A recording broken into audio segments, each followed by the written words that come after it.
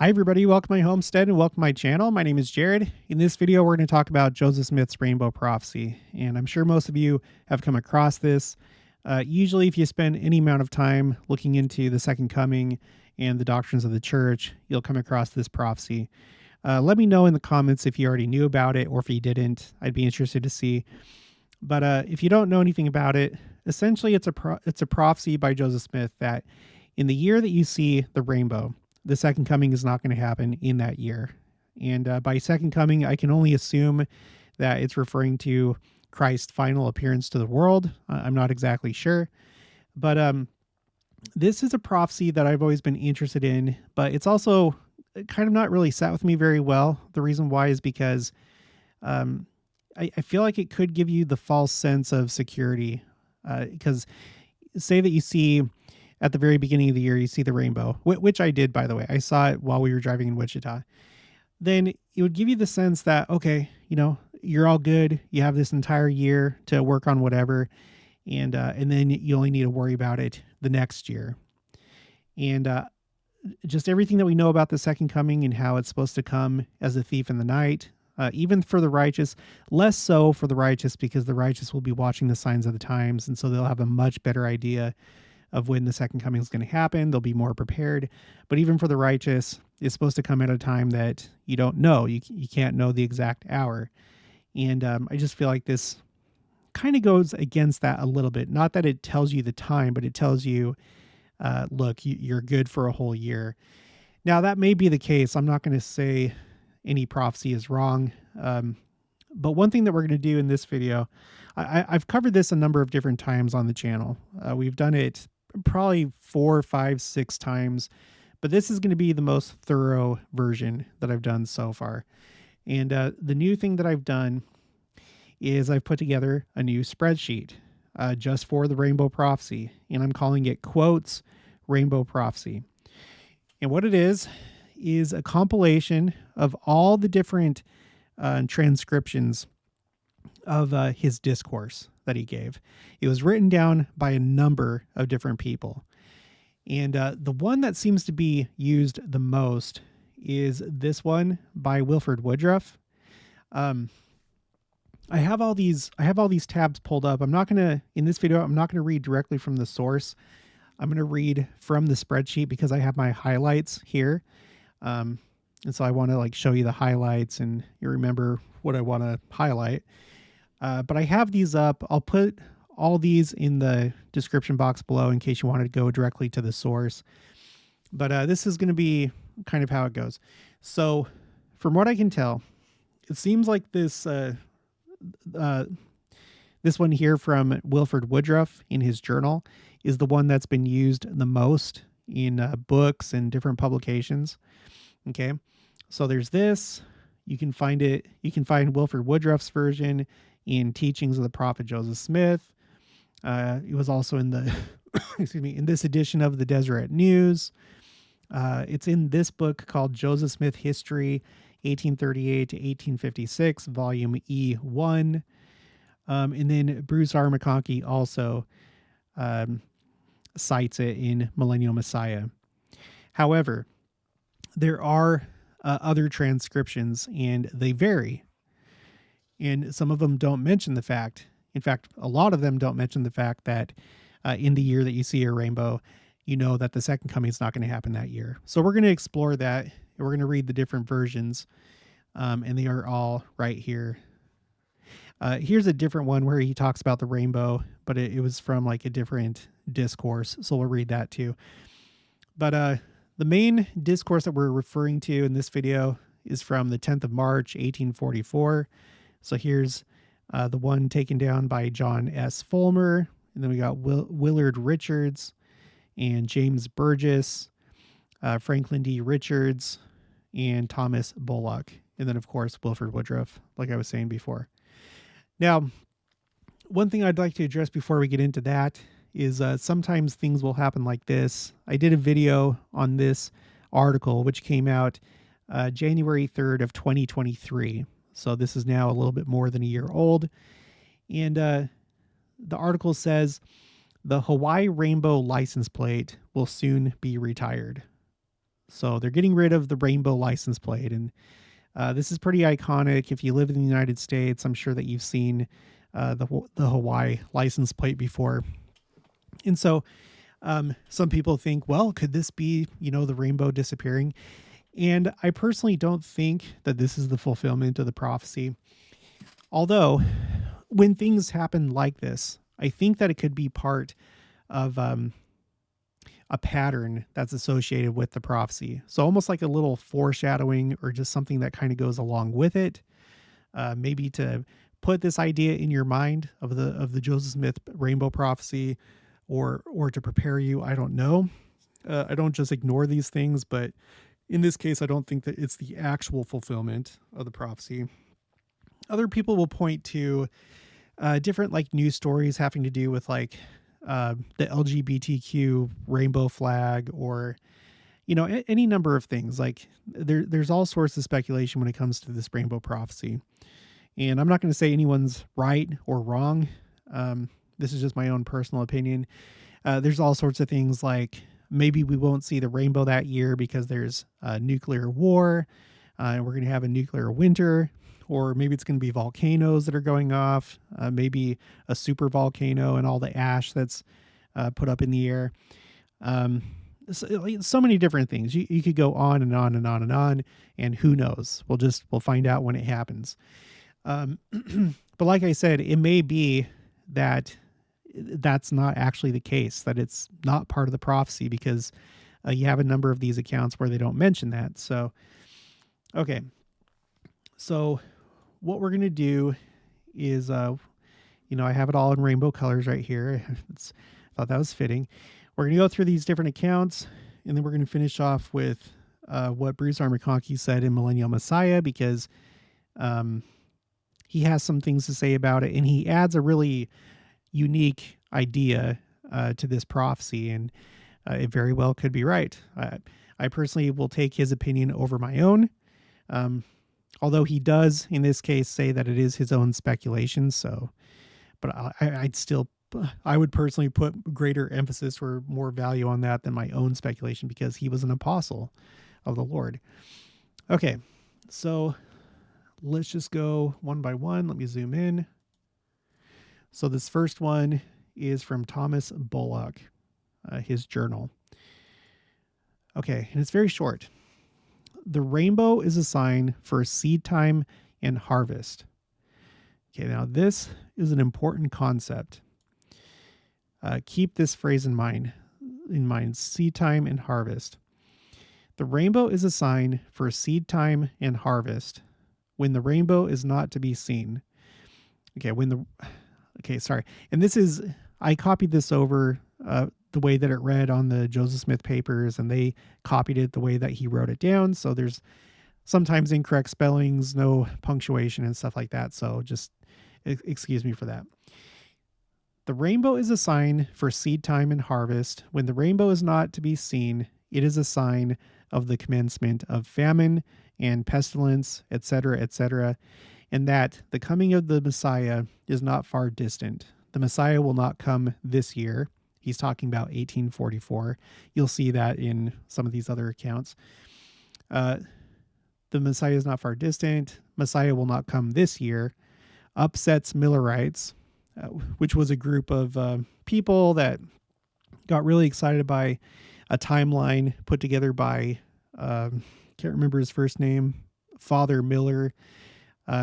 He put together one of these timelines using all the different numbers from the Bible, and he thought that by using those numbers, he had figured out that the second coming was going to happen in the early 1840s. And Joseph Smith said no, and this is one of the reasons why. Upsets Millerites. The Messiah will not come for 40 years, and he told the people to write it. A very large and attentive congregation. Okay. The next one is from Franklin D. Richards' journal. A revelation, so long as we see the bow in the cloud, seed time and harvest shall continue that year. When the bow shall cease, then shall come famine, wars, etc., after which the sign of the Son of Man shall be seen in heaven. Okay. This next one is from the Journal of Willard Richards. The Savior will not come this year, again referring to 1844, nor 40 years to come. The bow has been seen in the cloud, and in that year that the bow is seen, seed time and harvest will be. But when the bow ceases to be seen, look out for famine. Okay, the next one. Okay, now we're in the teachings of the prophet Joseph Smith, which is a book of compiled, quotes from Joseph Smith. Like a compilation of quotes from Joseph Smith put together by Joseph Fielding Smith, published in 1938. Okay, the Lord deals with this people as a tender parent with a child, communicating light and intelligence and the knowledge of his ways as they can bear it. The inhabitants of the earth are asleep. They know not the day of their visitation. The Lord hath set the bow in the cloud for a sign, that while it shall be seen, seed time and harvest, summer and winter shall not fail. But when it shall disappear, woe to that generation. For behold, the end cometh quickly. Okay. So this is like I said, a different account or a different time that Joseph Smith talked about the rainbow. This was not part of the March 10th, 1844 discourse. This is from some different time. Okay, next we have John S. Fulmer's letter book. Okay, and it says, while inquiring of the Lord concerning the end of time, it was made known to him by the Holy Spirit that there should be prosperity, seed time, and harvest every year in which the rainbow was seen. For to that was Noah referred as a surety on this subject. But in the year when the bow was not to be seen, would commence desolation, calamity, and distress among the nations without seed time or harvest. In that the revelation of the Son of Man from heaven would not be in this year, again, 1844, nor the next, and he would say to his Millerite friends that it would not be in 40 years to come. He uttered all this in the name of the Lord and said we would go home, and we should go home and write it. Okay. Now, you see this column right here, column G.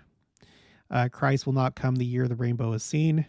You'll notice that I don't have anything for these quotes because they don't mention that at all. So we have 1, 2, 3, 4, 5 different accounts that don't mention that. Essentially, the rainbow in these, if this is all that we had, then we would assume, okay, so if the rainbow is seen, then we're going to have seed time and harvest. If it's not seen, then that's going to start calamities and famine and things like that. But nothing having to do with the timing of the second coming per se. Nothing that says in that year that you see the rainbow, the second coming will not happen. That does not appear in these accounts right here. Now, from this point, these next ones that I'm about to read to you do say that. And so I have a black cell with a white X to indicate that in column G. Okay, so this is from James Burgess' journal. Revelation given through Joseph Smith in answer to a certain question. Son of man, if you live until you are 85 years of age, you shall see the face of the Son of Man. So you'll remember this from Doctrine and Covenants, that Joseph Smith received that answer. He was asking, if he would, when the second coming would happen, and he was told, if you live to 85 years old, then you'll see Christ. But if not, I can't remember how it goes, but just basically, if not, then don't worry about it. Something like that. Okay. And so long as you see the rainbow stretching across the heavens, there will be seed time and harvest, and the Son of Man will not come that year. So this seems to be talking about any future year when you don't see the rainbow, or when you see the rainbow, Christ will not come in that year. That's the way that this sounds to me. I don't think that this would go along with all these other times where they're like, Christ is not going to come this year in 1844, just the way that it reads. But I don't know, maybe that's how they wrote it. Maybe they were, maybe they misheard and they're like, oh, the Christ will not come in that year. And they must, like, basically Joseph Smith was talking about Christ is not going to come next year. He's not going to come the year after that. He's not going to come in 40 years. But they took it to mean any year that you see the rainbow, he's not going to come. So it's unclear. But the way, just the plain reading of this, it seems that in the year that you see the rainbow, Christ is not going to come. So whatever. Okay, let's move on. Now here's the Wilford Woodruff account, or report, or his transcription. And you can find this in his journal, and also Joseph Smith History, 1838 to 1856, volume E1, also the Deseret News, also Teachings of the Prophet Joseph Smith, and also History of the Church, volume 6, page 254. Okay, so I'll just read it from Teachings of the Prophet Joseph Smith because they edited it so there's no misspellings and there's punctuation and stuff. I've asked of the Lord concerning his coming, and while asking the Lord, he gave a sign and said, in the days of Noah, I set a bow in the heavens as a sign and token that in any year that the bow should be seen, the Lord would not come. But there should be seed time and harvest during. But whenever you see the bow withdrawn, it shall be a token that there shall be famine, pestilence, and great distress among the nations, and that the coming of Messiah is not far distant. But I will take the responsibility upon myself to prophesy in the name of the Lord that Christ will not come this year. Okay, again, 1844, as Father Miller has prophesied. For we have seen the bow. And I also prophesy in the name of the Lord that Christ will not come in 40 years. And if God ever spoke by my mouth, he will not come in that length of time. Brethren, when you go home, write it down that it may be remembered. Okay. So this one is the most lengthy account, and it seems like it's the most detailed. So here you have to kind of think, well, because this account seems to be a little bit more meticulous, maybe he did get down correctly what Joseph Smith was saying. If that's the case, though, why do you have all these other ones that don't mention that? Because you would think that that would be pretty big news. You know, you're finding all this stuff out for the first time. The church is brand new. Joseph Smith is still alive, and he's revealing these things. And you would think that that would maybe pique the interest of these people. They'd be like, what? So when you see the rainbow, the second coming is not going to happen that year. So that's one question that I have. We only have the two accounts. We have the James Burgess journal and Wilford Woodruff journal that say that, but all these other ones don't. And again, it's 1, 2, 3, 4, 5 other accounts. So it's like 5 to 2. And that's a pretty important detail. So I have to wonder, did James Burgess and Wilford Woodruff, did they misunderstand? Because like when you're writing stuff down, you know, you're doing it real time. You don't necessarily get everything correct, right? Now, it could be that these other ones just didn't catch that, or I don't know. Who knows what happened? I'm not going to discard either one, but I am going to keep open the possibility that maybe he didn't actually say that and it was a misunderstanding. Maybe the rainbow only has to do with seed time and harvest and the initiation of famine and distress among the nations. I don't know. We have these different accounts. Who knows? If you say that this one's right and that one's not right, how do you know? How do you know? The only thing that we could really go off of that I know of at the time, at the moment, is that Bruce R. MacConkie went with the Wilford Woodruff version and talked about it as though it is valid. What's unclear though is, excuse me, what's unclear to me though is, you and I have the benefit of the Joseph Smith Papers website, where we can easily search it. We can search it for words and terms and phrases and easily pull all this up. In fact, when you click on this, like, so for example, we're looking at the John S. Fulmer account. You see right here where it says additional versions. You click on this, and that's how I found all the rest of these, because that's one really cool thing about the Joseph Smith Papers, is it'll show you all the other documents where you can find the same sermons. So I pulled all these up. Bruce R. MacConkie didn't have the benefit of the internet or the Joseph Smith Papers. Did he read all these journals? Did he have time to go through the Thomas Bullock Journal, Franklin D. Richards Journal, the Willard Richards Journal, and the John S. Fulmer letter book? It seems to me that this version, the Wilford Woodruff version, is the one that, for whatever reason, took off, and it was put in the Deseret News, Teachings of the Prophet Joseph Smith. And so that's another thing to take into account. If we're going to say, well, Bruce R. MacConkie agreed with that, it's unclear if he would have read all these other journals. That's a lot of reading. So that's just something to think about. Another thing is, I do have a few questions about the Wilford Woodruff version, the Wilford Woodruff and James Burgess version. So my first question is, let me zoom in. Okay, question. Who is it that has to see the rainbow? Is that referring to everybody in the world? Like, if one person in Mongolia sees the rainbow, then is that the fulfillment of that prophecy, that that person saw the rainbow, so no second coming that year? Is it the entire world?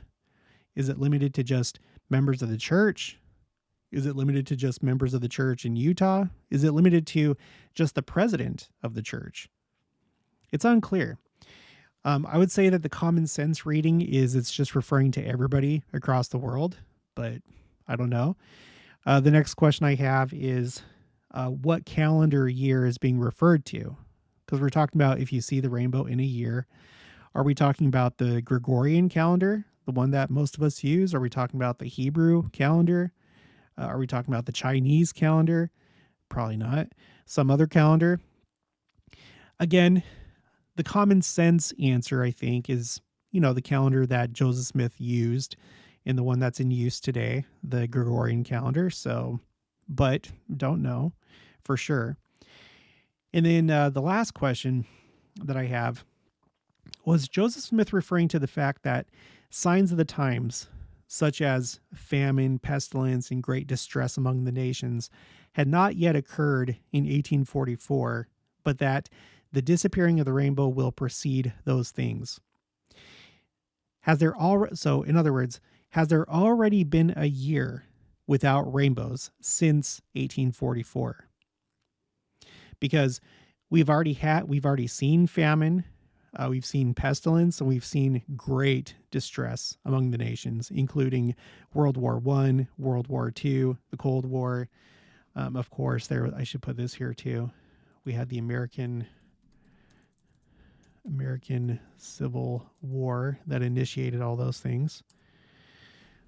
So it seems like we've already had a pretty fair share of those type of things since 1844. So could it be that in 1845 there were no rainbows? And how would we know? How would we know? What about 1846, 1847, 48, 49? What about the year 1900?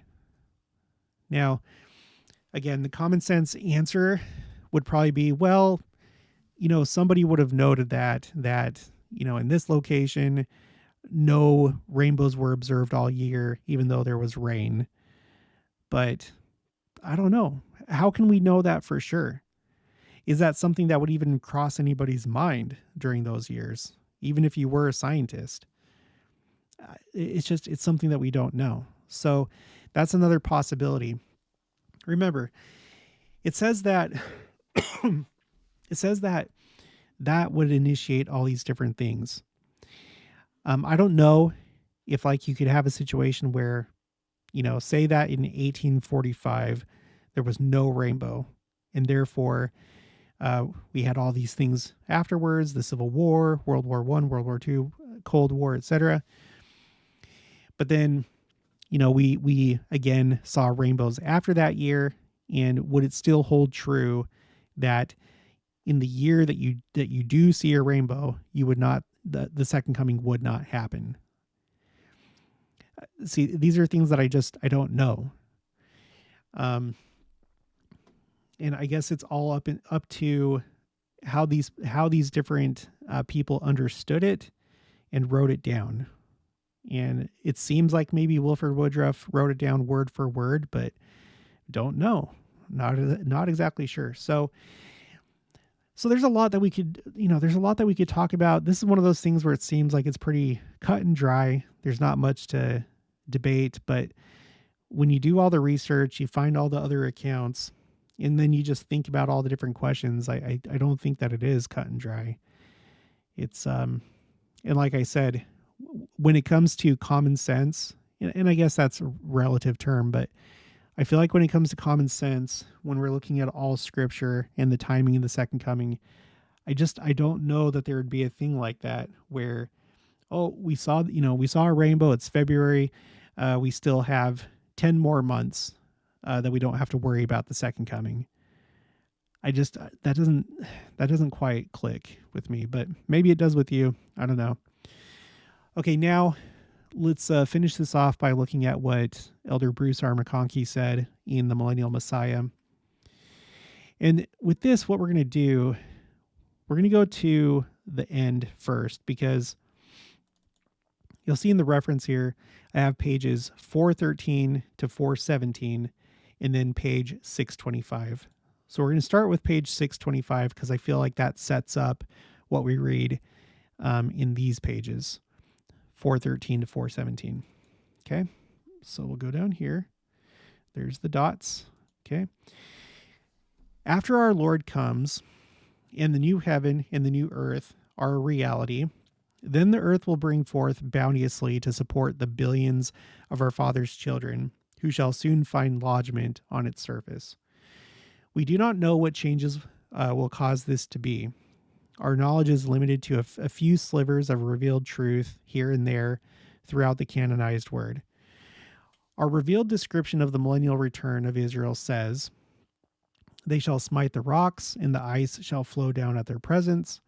And in the barren deserts there shall come forth pools of living water, and the parched ground shall no longer be a thirsty land. If the great ice masses shall flow down before them, it presupposes worldwide climatic changes. And if the deserts are freely watered, conditions will be far from what they now are. It could be, we do not know, we can only speculate." Okay, so he's speculating here. "It could be that the axis of the earth will become upright and no longer have the 23.5-degree tilt that causes seasons." Okay, so now we're starting to get into this idea of seasons and harvest. Okay, he's talking about the tilt of the earth and how he thinks it could be that the tilt of the earth will be corrected. That's an interesting thought. And we've talked about this in other videos before. Okay. It could be, we do not know, that such was the case in the beginning, which might account for the great glacial ages about which scientists speculate. The first mention in the scriptures of seed time and harvest. Now that's exactly the phrase that Joseph Smith used. The first mention in the scriptures of seed time and harvest, and cold and heat, and summer and winter, as we know them, is found after the flood of Noah. I should highlight after. Okay. So after the flood, so that could be a hint that these things did not start, or in other words, that the earth may not have been tilted until after the flood. Okay, continuing. At this point, it is wise to state that there is much more that we do not know than that which is known about many things that were anciently and that will be again. Yeah, there could be a whole lot of stuff that we don't know about the world before the flood. All right, now we're going to go to pages, what was it again? 417, is that what I said? 413 to 417. As we consider the reeling of the earth to and fro and the total realignment of its land masses, incident to the second coming, and as we consider the burning of the vineyard by fire to destroy the wicked, as they were once destroyed by water in the days of Noah, we are faced with a somewhat difficult problem relative to the rainbow. We say difficult because not all things relative to it have been revealed, and we have only a few slivers of divine truth upon which to build our house of understanding.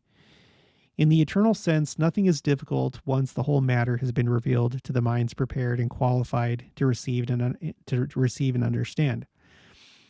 Let us lay a foundation for the place the rainbow is destined to play in the second coming by recounting the circumstances under which it apparently came into being.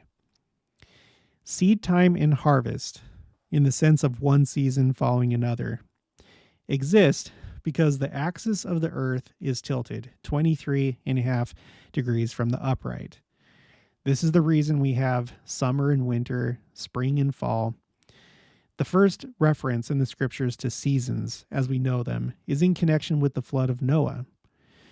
There is a presumption that prior to the flood, there were no seasons because the axis of the earth was upright, and a similar presumption that when the millennium comes and the earth returns to its original paradisiacal state, once again, the seasons as we know them will cease, and the seed time and harvest will go on concurrently at all times.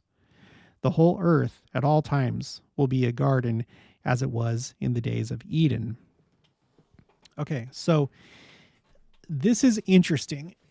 We're talking about the seasons. We're talking about this key phrase, seed time and harvest, and how essentially we're not going to have like the same type of thing. It doesn't seem that we're going to have the same type of thing in the millennium where we have like a spring harvest or a fall harvest, that all year round, a time when we would, if the earth hadn't changed, it would be winter because it's December, or, a time when, winter time. That will now be a harvest. Like all year round will be harvest. Does that make sense? And so now we're starting to see kind of like a connection between when things are harvested and when the rainbow shows up. And after Noah's flood, that's when you have the rainbow that shows up, and then there's seed time and harvest, but they're during certain times of the year rather than all year round, which may have been the case before the flood of Noah. Does it make sense?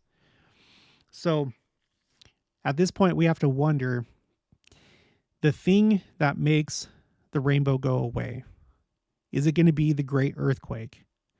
He talked about it just a little bit earlier when he talked about the earth reeling to and fro. We recently did a video about the great earthquake and how that happens at the time that Christ comes.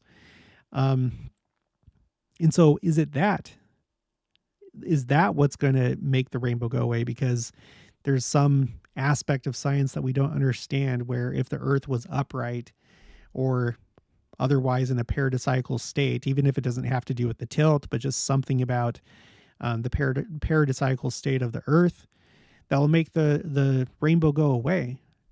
And so, in other words, that this whole thing doesn't happen until the very, very end. And I guess that's kind of implicit in the prophecy, but anyway, let's continue. Whatever the case may be with reference to these things, something apparently happened with reference to the rainbow in Noah's day, and something is certainly going to happen with reference to it in connection with the Lord's return. We are left to speculate relative to some of these matters, which is not all bad as long as any expressed views are clearly identified for what they are. In fact, in our present state of spiritual enlightenment, the Lord deliberately leaves us to ponder and wonder about many things connected with his coming. And you guys, this is something where, for some reason, there's like a class of people out there that will essentially shame you for speculating, quote unquote, like you're doing something wrong by pondering and wondering and thinking. There's nothing wrong with that. What is wrong is if you start teaching your pondering and wondering and speculation as fact, and a lot of people do, but as long as you label your thoughts as speculation, then it's fine. He continues, in this way, our hearts are centered upon him so that we will qualify in due course to receive absolute and clear revelation on many things. After the flood, Noah offered sacrifices, worshiped the Lord, and said in his heart, I will call on the name of the Lord, that he will not again curse the ground any more for man's sake, for the imagination of man's heart is evil from his youth, and that he will not again smite any more any living thing as he hath done, while the earth remaineth. Man had been destroyed once, meaning every living soul, save the 8 who were on the ark. Such a slaughter staggers the imagination. Conceive of cities and nations buried under mountains of water, and of millions of dead bodies tossed about by the watery waves. What was more natural than for Noah to plead with his God that such should never come to pass again? With these thoughts, Noah coupled the sincere and devout prayer, so he added to that prayer, that seed time and harvest, and cold and heat, and summer and winter, and day and night may not cease with man. Question: why this prayer? Answer: if man was to survive in a world provided with days and nights and cold and heat, he must also have summer and winter and their consequent seed time and harvest. The seasons, as then given, must continue so that man might provide for himself food, clothing, and shelter. In reply, God told Noah and his sons, I will establish my covenant with you, which I made unto your father Enoch, concerning your seed after you. This covenant, as we have seen, was the remnant of the seed of Noah after the flood should inhabit the earth forever. At this point in the account, the Lord promises that the various forms of life in the ark shall survive and multiply. And also, neither shall all flesh be cut off any more by the waters of a flood, neither shall there any more be a flood to destroy the earth. Thus, the Lord granted Noah's petition in part only. He received no promise that man, wicked men, should not thereafter be destroyed, only that there should be no future destruction of all life by a flood. Truly, there was to be another day of death and destruction, but it would be a day of burning, a day when every corruptible thing should be consumed, a day when every living soul, save the few who were righteous, should be destroyed. And I will establish my covenant with you, the Lord promised, which I made unto Enoch concerning the remnants of your posterity. Not all of Noah's seed would be burned. The God-fearing and the righteous would abide the day. A remnant, 8 souls as it were, would enter into the ark of the kingdom, shut the doors against the reign of wickedness in the world, and save themselves from the untoward generation of men among whom they had dwelt. And God made a covenant with Noah and said, This shall be the token of the covenant I make between me and you, and for every living creature with you, for perpetual generations. I will set my bow in the cloud, and it shall be for a token of a covenant between me and the earth. The inference is that the rainbow is being shown forth for the first time. Okay? Right there. It seems that this is the first time, not before the flood and not before this time, was there a rainbow. It would seem, based on this scripture. So the inference is that the rainbow is to be shown for the first time, and that for some reason unknown to us, it had not been manifest before. However, this may be, again, for reasons unknown to us. However, this may be, again, for reasons unknown to us, the rainbow will soon cease to show its glimmering rays of color in the mists and clouds of the air. And it shall come to pass when I bring a cloud over the earth, the Lord is continuing to speak to Noah, that the bow shall be seen in the cloud. And I will remember my covenant which I made between me and you for every living creature of all flesh. This is the testimony the rainbow bears as pertaining to the flood of Noah, a flood that is past. But that same rainbow also bears a witness about something that lies in the future. And the bow shall be in the cloud, the divine word continues. And I will look upon it, that I may remember the everlasting covenant which I made unto thy father Enoch, that when men should keep all my commandments, Zion should again come on the earth, the city of Enoch, which I have caught up unto myself.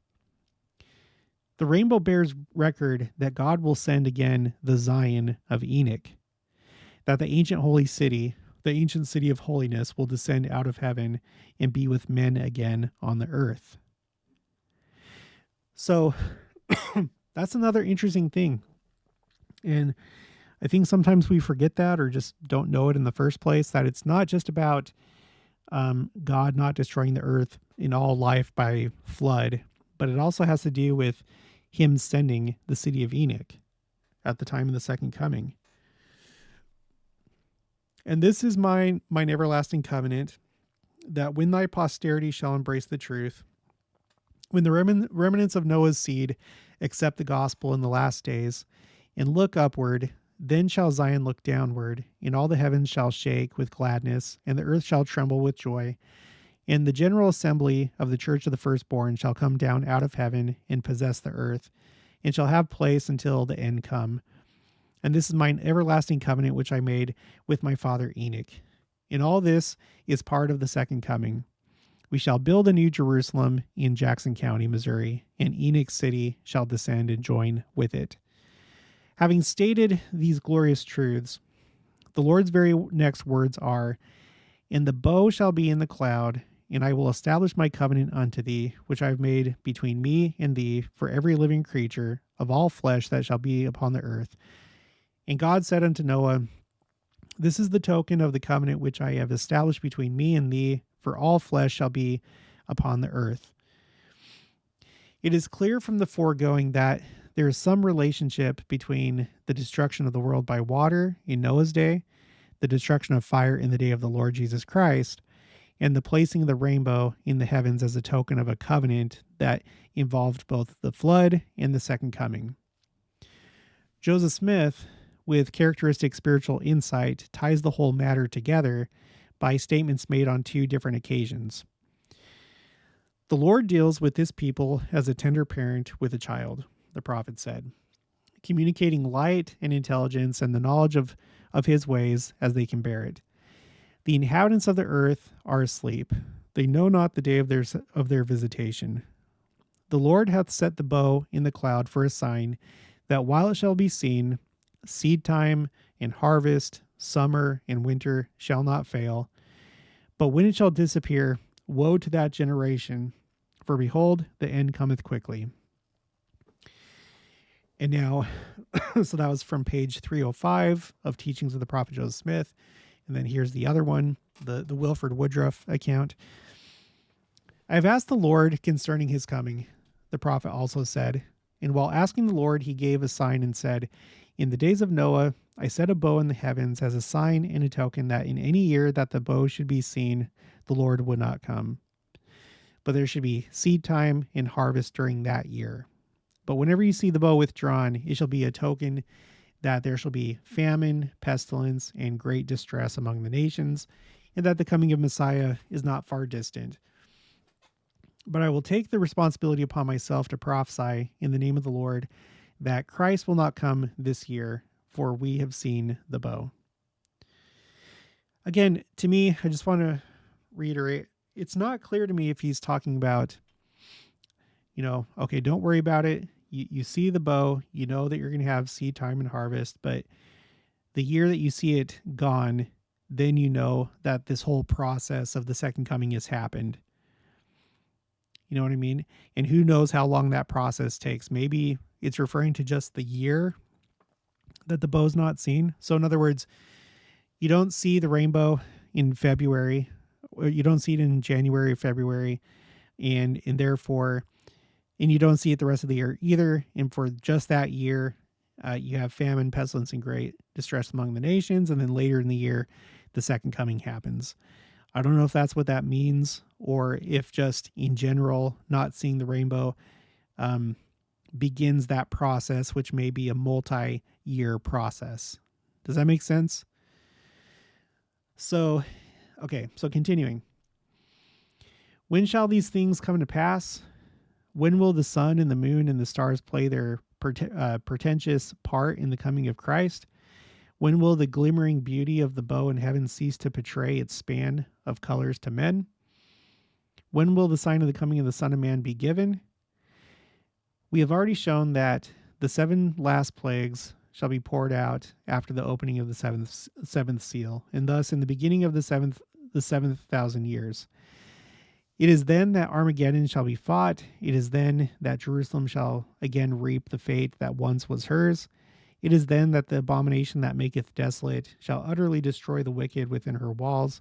All this, of course, will come after Judah returns, after the Jerusalem temple is built, after the Jews have begun to believe in their true Messiah.